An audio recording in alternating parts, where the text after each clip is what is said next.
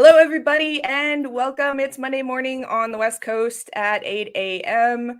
I continue to regret my life choices scheduling this at this time. This is the Community Unlocked podcast. I am Jamie Langskov, your host, and my co-host here is Laura Holmes. And we are ready to get rolling today with a really interesting topic for both of us as freelancers / consultants. So we'll be talking about freelancing today. Our guest is somebody that I have met recently and has been doing a lot of really great work for freelancers in this really difficult economic time. So very excited to bring him on in a little bit. But as always, before we jump into that, Laura, how are you? How was your weekend? I am well, thanks. I'm a little frazzled probably because, as you mentioned, it's 8 a.m. for us. And I've got 2 kiddos and we slept in. And so it was a scramble. I'm not going to lie. It was a little touch and go there for a moment to get the kiddos off to school, myself looking not fully disheveled.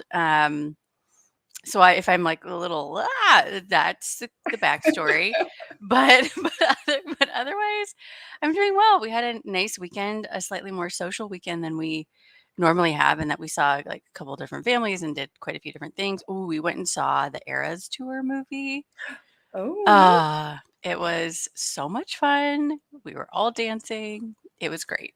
So I had a great weekend. What about you? How are you? How are you doing? that's great. Yeah, I had a good weekend in the sense that it was productive, but we did so for those who don't know, my older kids are in Scouts and they had their Weeblos weekend, Weeblo Woods weekend, which is where they bring all of the kids that are about to age into the older Scouts program from the Cub Scouts program. Okay.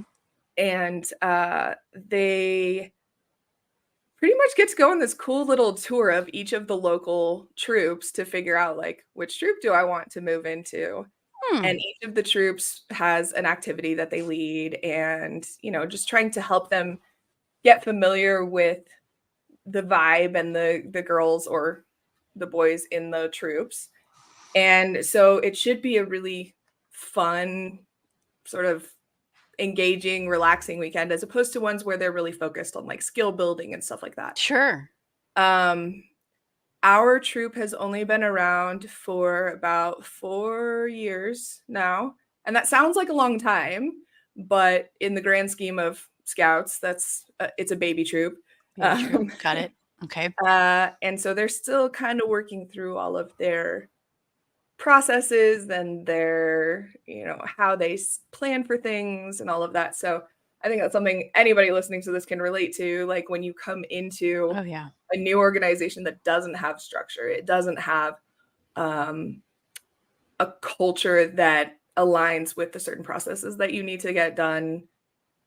There's what we like to call growing pains in in this world. It's probably putting it a little mildly too, based on, It is rough. And then you throw in all of the hormones and nonsense that comes with teenage girls, and it is so fun. So fun. The best. Now, I didn't even go. My husband is a senior, like, adult leader in the troop. And so he goes and he does his best, but he's very, like, accommodating for people to the point that he's like, why am I doing this again? Like, I'm putting in all this effort and energy. And so, I mean, that I feel for him. And I use a lot of my community language when I talk to the girls who are both leaders in the troop. Oh, okay. And I'm like, you got to utilize the tools that you have at your disposal. You don't have authority over these kids. You can't just expect them to respond to you like they would to a parent. And that goes for the adult leaders too, right? These aren't their kids necessarily. Yeah. And so I think that resonates a lot with me as a community builder because it's like, how do I convince these people that have no authority over to take a certain behavior? Or, in their case, it's like, okay, you're assigned to dish duty. that means you have to go do the dishes like now, or we can't go do campfire and the other fun stuff. Sure. And helping them navigate that has been educational for all of us, I think. I can only imagine, right? Especially if it's not only a new skill set, but within a relatively new environment still, and everyone's trying to figure that out. That Yeah. would be challenging. Yeah. Yeah. What did your girls think? Like, how did they feel? I mean, it sounds like your husband was like, I need a nap kind of a thing afterwards, Yeah. but Yeah, for how sure. did they feel afterwards? They're a bit like me and my husband, where they're like, I don't understand why this isn't working. Like, we all know these are the things we have to get done. I don't get it. Why are they not doing the things they're supposed to be doing? And I'm like, well, let's think about that. Let's dig into Mm-hmm. their minds a little bit. Where are they coming from? What are they used to? How are they used to working? And if they're coming out of a only child home, if they're coming out of a very privileged home, or a home where their parents do all the things for them, Mm-hmm. that's a whole new expectation on them that they're not used to. And that's going to take more time and more conscious effort on the part of the leadership to say, this is how we do things. Oh, Or, sure. in the case of, again, teenage girls, they can be not very nice to each other sometimes. And Gosh. like, we don't do that here is my favorite community manager phrase. We don't do that here. Yeah, that's a And good one. yeah, so it's been a struggle. That was my long answer to say I stayed home and Oh, cleaned the house. no, I love a good long answer with lots of good detail and context and, real world kind of situations that you're going to find yourself in. Like you mentioned, the different environments these other people are coming from, not to mention their natural wiring, like just how they Yep. operate independently of their environment. And so, yeah, it's a lot to learn uh, as a young person for sure. I mean, I think adults are still very much figuring that out if they're taking the time and interest to even care to figure it out, but especially as a young person, yeah. Yeah. Well, Well, I mean, and you probably see this anytime that you're working with a leader who's struggling, right? yeah. And in many cases, they're in that situation, especially if they're like cross-functional management or something like that. So Mhm. what do you tell them? Where do they start when they are struggling to get people to do the things that they're supposed to be doing? I think it's almost just like you have to remind people. I think especially as leaders, oftentimes people can get a little tunnel visioned and think, well, I'm the leader. I'm asking for X. Like, why is that not just happening? And they're forgetting all of the kind of social and social emotional aspects around it, just like the things you were talking about with your daughters. Like, well, why do you think the team isn't responding to this? Right? Have you accounted for the fact that people learn differently, people receive messages differently? This person is maybe just very stressed out outside of work and isn't as engaged as you think they are. And maybe what you're perceiving as their dismissal of this is actually something deeper and bigger. And it's kind of just this reminder of like pulling people out of themselves a little bit. And when you start asking questions, a lot of times people come to that realization on their own, but you have to help get them there and remember that like everyone is a human. Everyone is coming at this very differently. And your one size fits all might work for some because they're like, yeah, sure, okay, I can check that box. But even if the ones that are doing it, are they like pissed off while they're doing it? Are they like Yeah, secretly begrudgingly doing it. seething and like planning, their exit? So, I mean, I think there's just like a great awareness, leaders, but really all people who are part of a team, who are part of a community, really have to adopt to make any sort of cohesive environment, not where there's not conflict or pushback. That's all very healthy, but one where there's true awareness of the fact that we're all coming at this seemingly singular thing very differently. So, Yeah. yeah. Yeah. I think you nailed a really important point there, that working towards common goals is really, really important, and re-emphasizing, like, remember, we are all trying to achieve the same thing. And Right. like in the case of our scouts, it's like, okay, we all want to eat tonight. So to make that happen, we need to figure out, what Right. are we making? What are the ingredients we need? Who's cooking? Like, when do we need to start? Because when you go to these campouts, there is generally not a super tight schedule, but they do have like, okay, we have 10 troops here. We have to somehow coordinate all of them. So we're going to have a dinner period from like 5 to 7. And then after that, everybody goes to campfire together.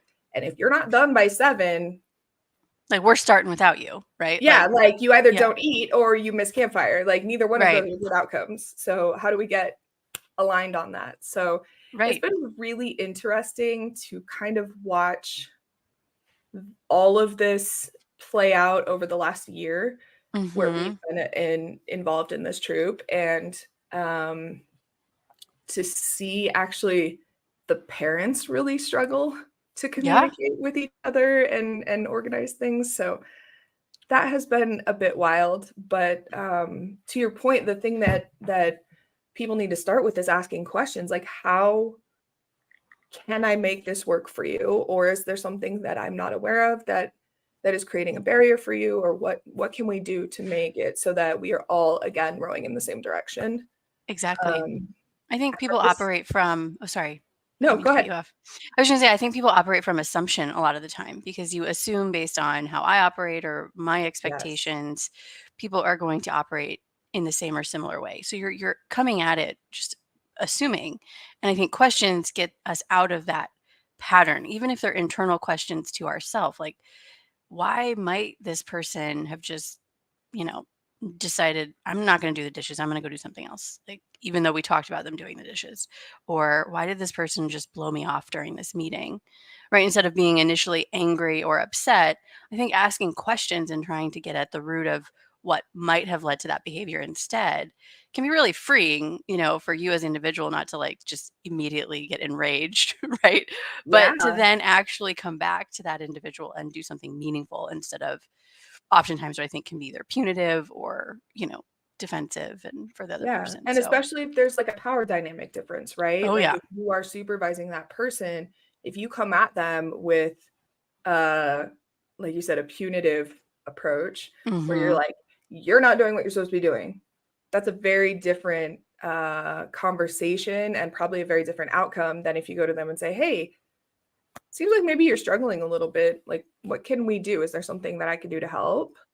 Or is there a roadblock you're running into? Like, what can I do as your manager to help you clear and be successful? Right. I want you to be successful. You want me to be successful. How do we do that? Exactly. Right. Like, what's the disconnect? I thought we had this I walked away from the conversation thinking you were going to be doing dishes. When I came back, you weren't doing dishes. So what happened? Like, where did the communication break down? Was there something I said that wasn't clear?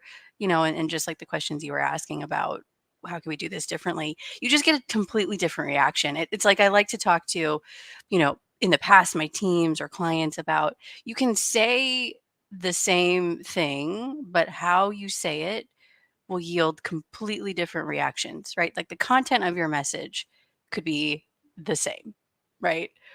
You didn't do the dishes, but how you say it and the tone with which you say it is going to get a completely different reaction from the other party. And that's critical on like how y'all move forward. So people dynamics are fascinating. I love interpersonal relationships and people. I think just anyway, I love this kind of stuff. So I appreciate that your conversation took us here. As frustrating as it's been at times, watching this whole thing play out and really digging into, and especially the parents, I'm like, y'all are professional, successful people, but you can't manage to plan a meal plan together. Yeah. How are we showing these kids how to do it if we can't figure out how to do it ourselves? This is ridiculous. Well, exactly. And then imagine how that does trickle into their professional lives, right? And that's why you see professional environments that are toxic, that are disengaged, that are, just not productive or collaborative. And I love that you brought up this example with scouts and we've turned it into this whole conversation. It was great. So true to form. Me too. It's obviously heavy on my mind. Speaking of the collapse of the corporate empire, I'm going to make a transition here into introducing our guest. We've spoken quite a bit on this show about layoffs in the tech industry, and we've seen the impact, especially I've seen it immensely on the community manager side, but across the board, tech is shedding people, and we're seeing a lot more people transition into a freelancer or a consultant type work Yeah. path. Yeah. And so I am super excited to invite Phil Sipowicz, who is the founder of Teamwrkr. He has founded businesses, built teams, and scaled companies from startup through acquisition. And today he is running an online community called Teamwrkr that is focused on increasing global entrepreneurship by helping freelancers and solopreneurs and micro agency builders get started and be successful in the long run. And Phil, I know there's more to the things that you're doing. I would love for you to give us kind of a rundown of what is Teamwrkr, why did you decide to start there, and we'll go from there. Well, thanks, Jamie, and thanks, Laura, for having me today. I was listening and telling you your conversation there about communication, why you can say one thing and it comes out another way, or the goal is not achieved somehow, right? So I think I've heard your question correctly. I'll try to give it back to you here. I founded Teamwrkr after spending a lot of time helping companies, growing my own business. I ended up exiting that through an acquisition. I sold that company, and I was helping people on an individual basis to try and grow their businesses. And what I got really fascinated with about a year and a half or so ago, or 2 years ago now, was this whole movement toward, I'll call it independent work. You call it solopreneurship, micro agency building, freelancing, whatever it may be. But the end of the day, people were looking for something that's satisfying both personally and professionally, right? And we see it happen a lot out of necessity, as you mentioned, the tech space currently shedding jobs, but also maybe just sort of, and also back to the pandemic. We're thinking about people working from home and going, oh wow, how does this going to work in the long run? And I think we're still sort of sorting a lot of that out, and people are making their way through it. And I thought to myself, well, geez, what do I know? How can I help these people? And so my expertise really comes out in how do you get started in doing something, kind of getting off the mark, and then figuring a way to make that sustainable and repeatable is the next thing, right? So you could get, let's say you're a freelancer and you get a certain, or you get an account. Well, what does that mean? What does it mean after the week or month or 6 months that you do work for them? Do you want to start back at sort of zero again and have to find another account, or how do you do all this, right? So it's been a really fascinating ride in terms of developing a community. I know you guys are really good at that, and I've had to learn and sort of try to find light switch in the dark sometimes in terms of building community. But I think we're doing a pretty good job of that. The whole idea is to just give people a space to come into that they feel secure in, and they can talk about stuff that's just sometimes really baffling, right? How do I get started? How do I do this? What about a contract? Do I need an accountant? How do I file taxes? All these things that, as an experienced business person, I'm like, whoa, it seems pretty simple, right? Well, it's really not. It's really not at all.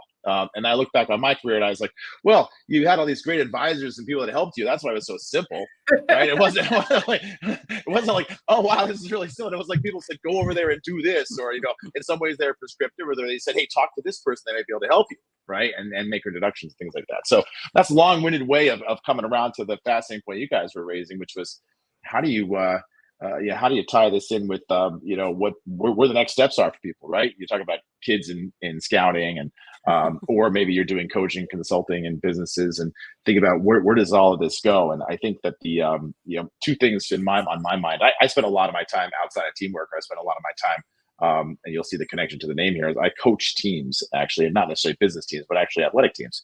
So I've coached everything from Pee-wee football all the way up to, I'll stay in the football zone, I've coached all the way up to high school football. So talk about trying to get a group of people to move in a direction toward a common goal. Right? We're talking about, Literally. normally, we're trying to win the game on Friday night or Saturday afternoon, guys. That's what we're trying to do here. But we make sure someone brings the bag of balls with us to the game, because without the football, we're going to have a hard time doing anything, right? So, or how about water? Water would be a great thing to bring with us, so we're not keeling over on the sideline. That's one way to lose the game, right? So, everything kind of stacks up. And Laura, to your point, stacking up. How did you say that? did you could achieve this? There's no way I can go to an 18-year-old young man and yell at him and tell him to go over there and do that. Because he's just going to look at me and say, no, like, or won't even look at me. He'll just walk away, right? So that's the difference. When I grew up, that's what, coaching was that in some ways, athletic coaching was, hey, run over there and do that. You said, oh, okay. So that was more out of fear, right, than it was out of respect or desire to hit a common goal, maybe. But that's an interesting tie into what you guys are talking about. Hopefully that's a long introduction to what we're doing at Teamwrkr and helping people get started in their businesses. And I call them businesses because they are, to me. A freelancer is a business person. That's what they're doing. They're growing a business. So absolutely. That was great. Yeah. Go ahead, Thank you, Laura. Phil. So I was going to say thank you, Phil. That was great. And it's very nice to meet you. You and I haven't had the chance to meet yet. So appreciate you being here and learning a bit more about you. So happy to do it. Right now, Phil, your community primarily lives in Slack. Is that? Yes, primarily as in all together. Okay. Yes. Right. Just want to make sure. So, I mean, for good or for bad, yes. Yeah, right. I met Phil. Carolyn Wick introduced me to the Teamwrkr community, and that's how I met Phil. And so I would love if you could. There were so many gems in there. There were so many good things. I had to start writing them down. Sure. One thing that I would love for you to dig into a little bit, you mentioned that you're experimenting with different ways to help build this community. And I know that experimentation takes such a critical role in building a community and building a product and building a company, because you just don't know what's going to resonate yet, right? And you can take all of the existing research, but at the end of the day, there's so many factors, whether it's the current economic environment, it's the current skill needs in the marketplace, whatever, right? There's so many different factors that go into building successful communities, especially in a professional context. So my question is, as you are experimenting, what are some of the important rituals that you have found have actually resonated with that community so far? The things that they can expect, that are consistent and regular. What are some of those things that you found have worked really well for that freelancer group? Yeah, I think that the word you use there, ritual, is an interesting one, because that implies it's something that is done on a regular basis. At least in my mind, that might be the classic definition of it. But in my mind, the ritual is something we're doing in the same way at the same time, in a time frame. So I do find that there's a lot of comfort in that after experimenting for about a year and doing things a little bit too ad hoc. What I found is to have a nice schedule in your community. Say, this is going to happen on this day at this time. And whether it's you always do you guys do your live stream here at 8 a.m. in California time, and you're probably examining why you picked that time, but that's okay, as you said earlier. But I'll leave it at that. Well, and then maybe every week. Maybe you're a morning person, maybe you're not. But I would play to your strengths, right? But I think that sort of mentality of and this goes back to a lot of stuff that you see, I think, be successful, whether in the business world or even in raising children, right? I mean, we know that if you're constantly varying the times and the things that happen during those times, people get confused, right? And so, not everybody loves I wouldn't advise everybody have the 8 a.m. Monday morning meeting, the sales meeting or whatever it is in your business. But in your community, I think it's helpful to say these things are going to be done at this time. Remember that, we have 20 different time zones that we cover in our community right now. I'm not sure why there are 24. Is there like a spot of the ocean where like two people live? And I don't know how. I should check that out. I have no idea. I see it all the time. Like, well, that's pretty cool. I know there's 24 time zones, right? But where are these other ones? I don't know. But we happen to, it's amazing. Sometimes we have, live events, and we'll see people attend from Nigeria and Cameroon and Australia and all these places. And I'm like, what time is it there? Oh, well, it's midnight or whatever. Oh, wow, that's great. It's incredible you're here for this. But having as you said, the ritual or having the schedule that you adhere to is important.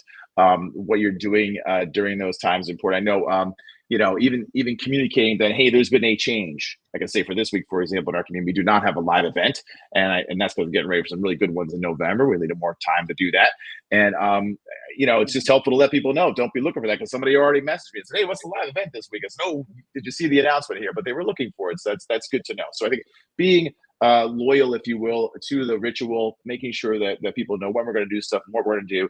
They get that expectation. That brings a great level of comfort then, right? And that's kind of what we're trying to develop here. If you ask me, for my community in particular, I've been looking for a comfort level for people so they can be their authentic self in that community, showing up and being able to ask questions that maybe you're not sure of. That's something I could ask and not look dumb, right? I've heard that before, right? I want to ask this question, but I think I'm going to look dumb. Like, well, I've asked it. So like, maybe I'm dumb. I don't know, but let's be dumb together, right? So that's clearly not, that's not where you want to be in your community. You want to say, hey, let's have a nice environment. So having that sort of, pattern that you can follow on an ongoing basis makes a lot of sense for people. They know when to tune in, what they're into. Also, that helps you to measure and manage, right? I mean, if you're running things and, maybe you're not getting the reaction that you want to in your community, you say, well, I've been doing this for how long now? Okay, that wasn't really working. Is that resonating with my community or not? You don't really know unless you do it for a little while, right? It's like anything else. I'd love to say that I was the ritual of my exercise program was as good a ritual as it should be, but right? Or my diet, right? Like, oh, I'm really consistent on the diet here, guys. I mean, that would be great, especially this time of year when I'm enjoying everything pumpkin. But anyway, we're coming into the danger zone time of year. Oh, we are. I'm squarely in it. My danger zone definitely starts in the fall and moves into that sort of holiday time. But so I think the having that sort of pattern of ritual and standards allows you to measure and manage better, right? We understand that. Yeah. How many people tuned in for what, when? Okay. When do I send that announcement so most people tune in and see it? Should I be sending it via DM? Or is everybody gonna get crazy about that? Oh, you're DM bombing me. I don't want to hear you. And the at channel at everybody. Yeah. I mean, I want to add everyone because I want everybody to see it, but then you're like, well, I'm clogging everybody's stream here, And with the tools we have today to build communities, I think there's a lot of new ones in the marketplace, but Slack being a big one. It's hard to use. It wasn't intended to do what I want to do with it, right? I mean, necessarily. It's not purpose built. It's just not purpose built for it. So we have to work around it. Yeah. Laura, I think you were going to ask a question or comment on something. Yeah, I was. Again, I'm really enjoying listening to you, Phil. And what I kind of hear as the undertone there is you're building trust by having rituals and standards and ways of communicating, even when you deviate. You're building a community that trusts you. And I think, you mentioned being able for folks to be their authentic and true self and ask the dumb question that's maybe not so dumb, but they're, feeling anxious to ask. But they're doing that because you've created an environment where there is a foundation of trust. Even if you're not calling it that, or even if you're not explicitly talking about it, they're like, oh, I know I can count on a live stream, but I know that if there's not going to be one, Phil's going to say something. Like there's a subtle operation of trust kind of building that I think is so key to any community, any team, any work environment, that without it, that's when I think you see things start to collapse or people to pull back and disengage. So that's, as you were talking, that's kind of what I felt was underpinning a lot of what you were saying. Does that resonate, or do you feel like that makes sense in your space? Oh, for sure. I think the ability to build trust. I mean, there's a lot of ways to try to do it. I think the most common way would be that conferred trust. If Laura tells Jamie that Phil's good, then okay, yep, she's probably right. It's conferred trust, right? It's very hard to do that at scale, right? I mean, how do you do that at scale? And so, even some communities that have grown, larger, I'll say, sort of 10,000 plus members in communities. They have found ways, I think, to at least parse it out a little bit and keep the trust factor very high, right? Some of that also is in how you run it. You mentioned earlier, Jamie, go back to the scouts. Hey, I'm not quite sure why you're not washing the dishes right now. I'm not quite sure why you're posting that again, because we went through the sort of terms of what that's great for another community maybe, but not for ours, right? Or whatever it may be. Or I always like to take the flip side and say, that was an amazing post you had, or amazing, DM you sent me. Could we share that with the group? Right. That's another thing. Right. So how do we get that trust to grow? And I think that's, at Teamwrkr, it's still a work in progress. I think it will be for a long time. I mean, it will never end. It will never end. Circumstances will change too, right? The world's going to change around us. Yeah, right. Absolutely. So we'll have to, keep moving forward and, trying to really hear. That's another hard thing about sort of nonverbal communication. We get a lot of this sort of, I'm getting a DM or I'm getting a message somewhere.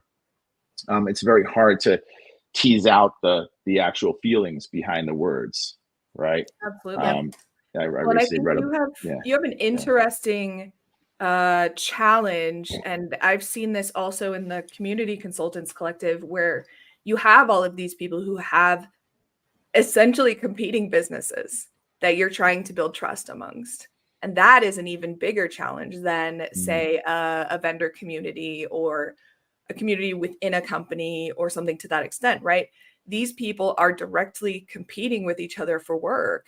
And so helping them to overcome potential distrust amongst themselves, in addition to trying to build trust with you, is that community challenge twice over, right?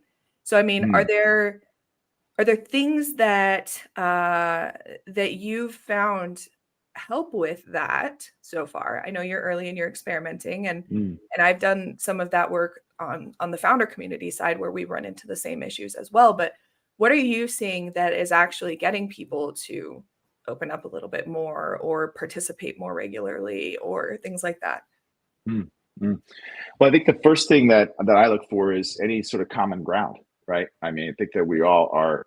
You may be competitive, and I spent years running my own business, and there were definitely competitors in the marketplace. But I learned over time that it's better to be, I'll call it, sort of cooperatively competitive, rather than than to go in there and just be like, I will never talk to my competitor. I mean, I had good relationships in my old business with the CEOs of my competition. And so you're facing common challenges. I think there's the great thing about the freelance or independent space is that it's a massive market, right? I mean, we're not like we're running out of work to do. It's a matter of fact, can you find the right work for you, fitting with either could be rate, schedule, or your availability personally, or just the projects you want to work on, right? And so the nice part is that we're not trying to say, oh gosh, there's a and this goes back to sort of this mindset, right? Is there a mindset of abundance, right? Can we develop that mindset of Yes. abundance? And if you do, and your community members do, then I think you've got a great chance to really connect them, then, right? And if we have this sort of mindset of scarcity, then that's an uphill battle. Now, some of it is as you, and this is probably easier for me as I build my community than others, because in some cases, if you're trying to develop a community, let's say inside of a company, you want everyone to be involved, right? So you're going to have people from across that spectrum. I actually do some work, of course, and talking to people before they enter the community, and I kind of try to tease that out a little bit. So we're always trying to put people in that mindset of abundance in. I will classify that as well, or categorize it by what they say to me, which is we'd rather collaborate than be competitive. So it's collaboration over competition in our community all the time. And when I heard that, that's not me saying that, that's our community members. And so, when I hear that reflects back that, hey, it's an abundant environment here. So then it becomes incumbent upon me to kind of continue to increase that abundance, right? Can I find job opportunities for you? Can I bring good content to you, right? No one cares if I'm on a Zoom call with my competition if we're listening to someone who's advising us how to grow better, faster, stronger, however it may be, right? So I think that's really one of the key things. I learned that kind of early on, luckily.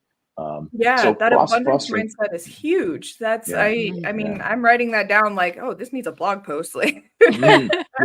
Yeah, thanks. I should get on that, right? Yeah. Right? No, I love that. And I Yeah. think that is really critical because, one of the things I love about being in the Teamwrkr community is that there are other people whose skills supplement mine, right? And so just recently, I was able to pass off a client to somebody else in the community who needed skills outside of my specialization. And that was the same positive interaction that I've had with the Community Consultants Collective as well, where it's like, okay, this client came to me for whatever reason they found me first, but this really either I don't have time or this doesn't really fit into my ideal customer persona. So who else do I know in this community who could serve them? Because then I still feel good, even if I'm not taking the client. And now I've done a favor to a fellow consultant who might be looking out for me in the future, right? So I think that having that abundance mindset and recognizing that it's not a zero-sum game for everybody really is beneficial. And I mean, it's one of the things that I brought into Chaotic Good, which was how do I bring together all of these amazing women who have been laid off or they have left their roles for whatever reason. They're looking to do more freelance and consulting work. And our skills are not exactly the same because we're not the same person and we have very supplemental skills to each other. So let's turn that into a value prop, right? Let's say we can help you end to end, from content creation to community building to implementation and professional services to product design. We can bring all of this together in one agency, and you tell us what you need and we will bring in the right person at the right time, right? And that's a whole different approach that I see a lot of community consultants in particular taking, which is very like, this is my scope, it's this little tiny bit, and anything outside of that, you're going to have to find somebody else. And it's like, yeah, I okay, think, well. yeah. I mean, I think that's a really interesting point you make, because when I first started getting interested in this, and even in my prior life, running my own company, there was a lot of discussion about niching down, right? Everybody's like, oh, you got to niche down, you got to niche down, you got to niche down. And I think that makes sense when you're a very early stage, independent freelancer, solopreneur. I don't know if that continues to make sense as you mature that business, because invariably you're going to be asked, by your best client to do something that's probably not in your comfort zone, right? Yeah. Or not right in the strike zone for you, if you will, the sports analogy. So, I think there's a great question there of, as this market matures, and I'm referring to sort of the freelance space in general. Yeah. As this market matures, my hope and what we're trying to build at Teamwrkr and here I'm disclosing some stuff that we're working on, even in conjunction with that, which is an app that we're trying to build for that community. Is there a way that we can get some efficiency built into what you just said, right? The name Teamwrkr. Well, how do we work as a team here? Can I build a virtual team over here, that I can call upon, that if I need that help, or that I can refer people to and know that they're going to get really good help from, right? So, I think that's a big barrier as well. I have this great client, they ask me about something, and maybe it's easier for me to say, well, geez, I don't know that, rather than introduce someone that might, I'm not sure they're going to do a great job for you, right? So then, do I get kind of caught up in that storm too? So a lot of people are sort of like, the niche down thing. First of all, I think it makes sense. Like I said early on, you want to get really good at something and known for something, right? Because it's a very noisy environment. Beyond that, though, then I think you do need to think about how you expand your skill set, not just deeper, but wider as well, because you're going to have to kind of answer questions that are left or right of center in there, and that I think is lost a little bit on the freelance space right now. You need to hear that sort of niche down commentary, and again, I get it. It's probably, I want to say it's early stage in that community right now in terms of what's going on, but it's there's been a few years now people really getting into it, right? We have some massive companies out there with the Upworks and the Fivers and those folks that are doing all that sort of marketplace building, or they've already built them. But I think it'd be very interesting to see how that goes. My theory and my hope is that if you think about it, you can build a business of almost any size if you can just add the resources as needed. And look what we're doing right now. Look what we're doing right now. It's incredible, right? We can do this stream. We can have this broadcast to the planet, and we're literally thousands of miles apart, right? So just to think of that tools that we have to pull that off, that are there, that just weren't there 10 years ago. Yeah, So, absolutely. And exciting. I think you brought up Upwork and Fiverr. And so I think what's really interesting about what you're trying to build, you mentioned the app. I see you doing a lot of sort of unofficial user research, if you will, throughout the week. Week over week, you're asking questions, you are digging in more into what the needs of the freelancers are. So talk to us a little bit about how Teamwrkr and the app that you're building differentiate from those other marketplaces in terms of like who the product is and all of those things. Sure. Yeah. The key difference between what we're building, at least what I think the key difference is in what we're building and all the others, is that we really work for the freelancer ultimately. If you look at a Fiverr and Upwork, who do they really work for? They work for the person hiring the freelancer, right? The employer or the client, for the most part. That's where they really make their money. So, and that's fine. That's great. But you can imagine then that will create some interesting friction in that marketplace if you're looking for the job, right? So some crazy stories that I've heard over the years that just boggle my mind about businesses like that. One is just submitting upwards of 19 different proposals, if you will, and never hearing anything back. I mean, that's just like one of the most rude things I could ever think of. And how defeating is that, right? I mean, maybe I'm a content writer or I'm a logo designer or whatever it may be. and I'm submitting these proposals all the time, I'm not even hearing a no, right? That's really defeating. So, number one, and that makes sense though in an environment where, the people that are really paying are the ones that are doing the hiring, right? And so, well, they don't even aware necessarily that that's what's happening, but they're just trying to hire somebody, right? So, number one is, do we have a way to do a better way of setting it up so that the freelancer can be successful? And I think part of what I learned in running the community so far is that they need some tools. They need some basic tools. They're just not even there Yeah. from a perspective of an Upwork or a Fiverr. So I think it's some very basic CRM oriented tools.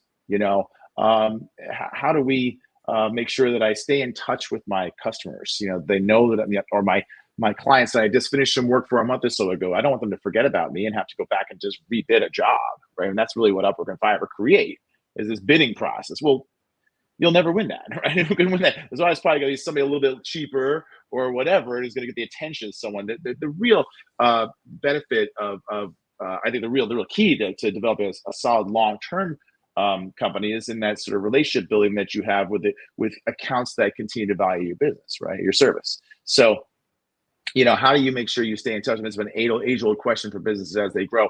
I think it's just as important for the freelance community as it is for somebody trying to build a more traditional business. Just because you're a solopreneur doesn't mean you're not going to have to stay in touch with your customers. How do you do that when you're also doing the work? Yeah. Right? I mean, there's only 24 hours so in a much day. time that I spend on managing the business end of the business, right? On my digital presence, on the CRM side, the billing, like all the things. And yes, the tools exist, but they require me to be in so many different places and keep all the things in my brain. So that's very exciting to me that you're thinking about that. I want to pass the mic over to Laura because I think I see you over there scribbling notes. So I wanted to give you a chance to jump in. No, I've honestly just been like actively listening, so I don't have an active question here teed up. But I think if I were to try and articulate some of the things I was thinking as I was listening, is you were talking about like the uh, community of abundance, right? Jamie, you share the example of passing off a contract, and y'all are talking about tools and just sharing knowledge, and a lot of time spent on relationship building. And to me, an analogy I've used, maybe it's a metaphor, I don't know. Anyway, you're planting a bunch of different seeds, right? You're having the conversation with the person, you're passing off work to someone that maybe you don't know well, but is going to do a good job. Like you're planting a bunch of seeds, and you don't necessarily know what's going to grow or if anything, but you're like creating a garden, and it's going to come back to you, right? That abundance, that harvest is going to come back to you, and in a way that I don't think is clear. And I think it's just getting comfortable with, I don't know, not seeing the full picture immediately, and just knowing that all these tiny little efforts yield some sort of return. So again, not really a question. I've been listening a lot. I know I haven't necessarily jumped in a little while, but a lot of this speaks to that. Like these little actions that don't have an immediate output, and you're not expecting one, but it doesn't mean that it's not going to come back in a different way. Laura, let me pose a question to you then. So Sure. community building is very much in many ways like managing a very large team, right? You are trying to get everybody, as we talked about, moving in the same direction, et cetera, et cetera. Now, Phil, you mentioned psychological safety and feeling okay to ask dumb questions. So Laura, as a coach, if you're coaching a manager who has taken over a very large team or who is trying to build up a team, how do you advise them, or how do you think about building that culture of psychological safety? And what are the important rituals for them to practice in order to establish that as the norm within their organization? Yeah, I love that question. And it's something I really get excited to talk about. And I draw really from my experience of leading large teams in tech, building teams. And I know I often respond in this, but I ask a lot of questions, right? And I think the first one I would ask a leader is, how are you showing up for your team? Again, I think there's an expectation sometimes that your team shows up for you, but how are you showing up for your team? Recognizing you're kind of at the apex of that group, that little micro organization within your bigger organization. How are you showing up? Are you rescheduling one-on-ones all the time? Are you canceling them right before? Are you blowing off the large team meeting because this priority seemed, a bigger deal and house on fire over here? Like if your team, that's one example, but if your team sees you not actively participating in the things you're asking them to participate in, if you're not saying your time is valuable by making a one-on-one with someone the most important priority, that says a lot without saying what aren't probably trying to say. It says, I don't value you. So I think there is a question that all leaders have to ask is, how are you showing up for your team beyond the project, beyond the spreadsheet? Are you showing them through actions and access in a way that you are valuing them? And I That's think it pretty has to start poignant. there. It goes to what Phil was talking about, right? About having habits like having live events. Now, if Phil plans a live event every week but cancels it every other week or Right. doesn't show up himself, what does that say to the community about how he values their time, right? Right. Exactly. I think it's so important. And I've been on the other end of that. I mean, earlier in my career, I had a leader who just would cancel our one-on-one without even so much as a note or a set. Like I would just drop off my calendar and it was just gone. And I know how that made me feel. I felt terrible. And I was like, oh my gosh, like, does my boss not think I have anything worthwhile to say? Does like why? And you're left with so many questions, and that's how I felt. And so I think having had that experience, it really doubled down on how valuable I think time with people is. And I think the other thing too is we're in such a transactional world that leaders, I think, often forget to be a human first and not just jump right into, okay, where's the status of this project, or this client is blown up. What's going on? What are you doing to mitigate this? Blah, blah, blah, blah. Like we're task oriented. And I know it's not everyone's cup of tea and small talk can feel like the biggest drag. But to Phil's point about like finding common ground, I had, again, a boss that I was like, I don't know what his perception of me is, but I know he likes Game of Thrones. We're going to spend a couple minutes talking about Game of Thrones at the top of every call. And guess what? Like we developed a really good relationship, like something that felt very awkward and rigid and just like, there was a tendency to want to jump right in. We found something. I found something and it made all the difference. And then we consistently were having our one-on-ones. We were getting to know each other. I felt like he actually cared about me. He learned my kids' names.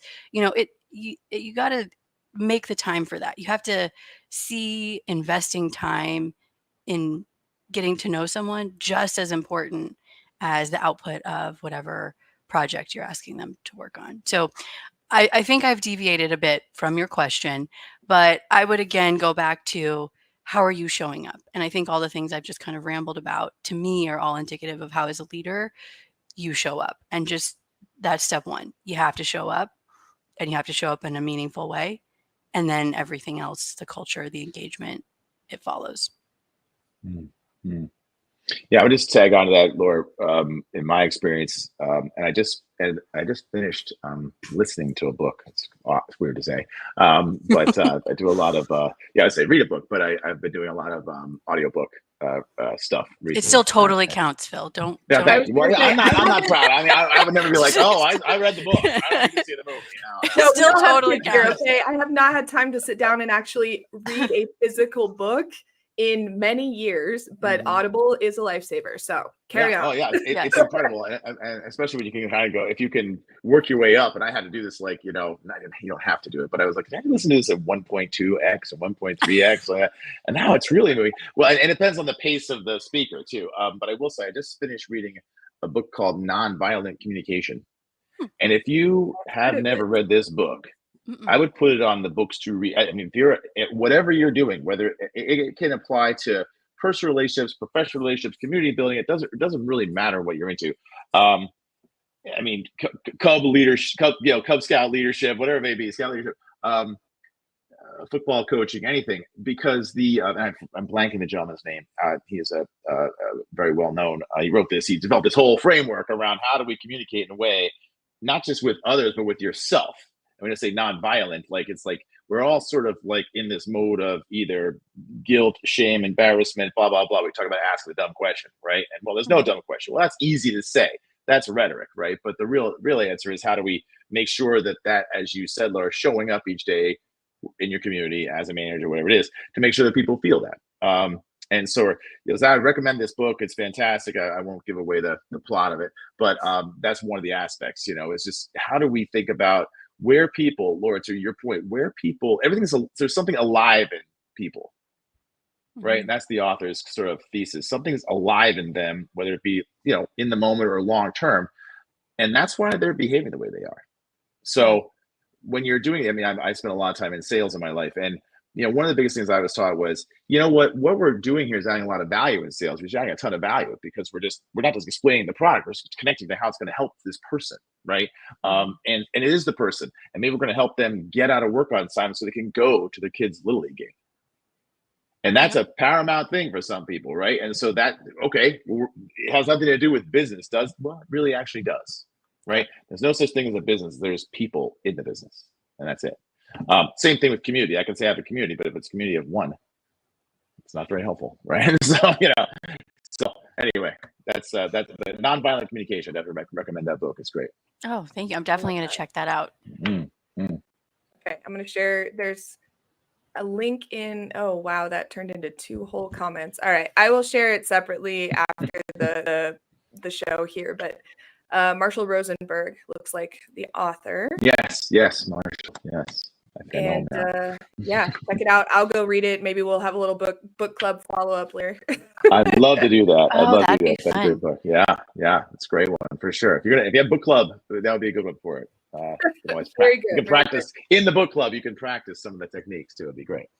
I love that. Well, I so appreciate you coming on, Phil. Give the folks here your spiel about how to join Teamwrkr. Sure. So you can go to teamwrkr.com. That's TEAMWRKR. A little cute. Teamwrkr.com/join and check out the community there. We asked us a couple quick questions before you come in the community, as I mentioned earlier, so I can learn a little about you. And then, get on in there and swim around. The water's fine, right? Check it out. And we're on mostly on LinkedIn over there right now. We're tiptoeing around things like Twitter and all those other socials that we might be involved with. I'm not a real TikTok guy. I'm not a dancer. So you won't catch me on TikTok very often, but anyway, check us out over there as well, LinkedIn. So that sounds great. I want to thank you guys so much for your time today. I really appreciate it. Thank you for having me on. Yeah, really appreciate you coming on. I'll say one of my favorite rituals that you do in the Teamwrkr community is the regular posting of job postings for work listings, if you will, for freelancers. So definitely, if y'all listening in are in the freelance or consulting world, or you're looking to get into it, or you want to do some side work, whatever, join the community, introduce yourself, get familiar with who's there, and hopefully that community can help you level up your practice as well. Appreciate it, Jamie. Yes. Yeah. Tuesdays, the ritual. Tuesdays are when those work opportunities get posted. Tuesdays. Yes. So you're just in time, guys. I will tell y'all, it is not just like regurgitation of what you're going to find on every other job board. Okay. So really valuable. This is one of those really key rituals that makes this community uniquely valuable, which is something that we all strive for. So love it. Keep doing the good work. We'll look forward to hearing about the app more someday in the near future. You bet. You will. You're on the list for some testing, Jamie. I'll get back to you on that. Right? Yeah, that sounds great. So we'll see you all same time, same place next week, 8 a.m. Have a great week, everybody. Thank you. Thank you, Phil. Great meeting you. Thank you. Same here, Laura. Bye now.